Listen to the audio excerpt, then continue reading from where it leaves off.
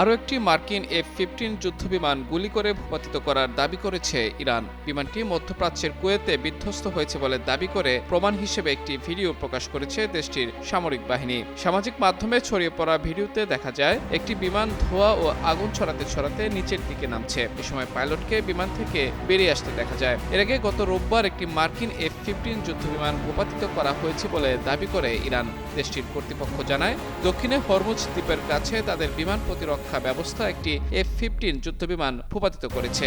যদিও যুক্তরাষ্ট্র F-15 যুদ্ধবিমান ভূপাতিত করার এই দাবিগুলোর প্রত্যাখ্যান করেছে। মার্কিন সেন্ট্রাল কমান্ড সামাজিক যোগাযোগ মাধ্যমে এক পোস্টে দাবিগুলোকে মিথ্যা আখ্যা দিয়ে গুজব ছড়ানো হচ্ছে বলে দাবি করেছে। সেখানে আরও বলা হয়, অপারেশন এপিক ফিউরি চলাকালীন মার্কিন বাহিনী ৮,০০০-এরও বেশিবার যুদ্ধবিমান উড্ডয়ন করেছে। তবে ইরানের গুলিতে কোনো মার্কিন যুদ্ধবিমান ভূপাতিত হয়নি। এর আগে মার্চের শুরুর দিকে কুয়েতের আকাশে ৩টি মার্কিন F-15E স্ট্রাইক ঈগল যুদ্ধবিমান বিধ্বস্ত হয়। তখন যুক্তরাষ্ট্র দাবি করেছিল ফ্রেন্ডলি ফায়ারের কারণে বিমানগুলো বিধ্বস্ত হয়েছিল।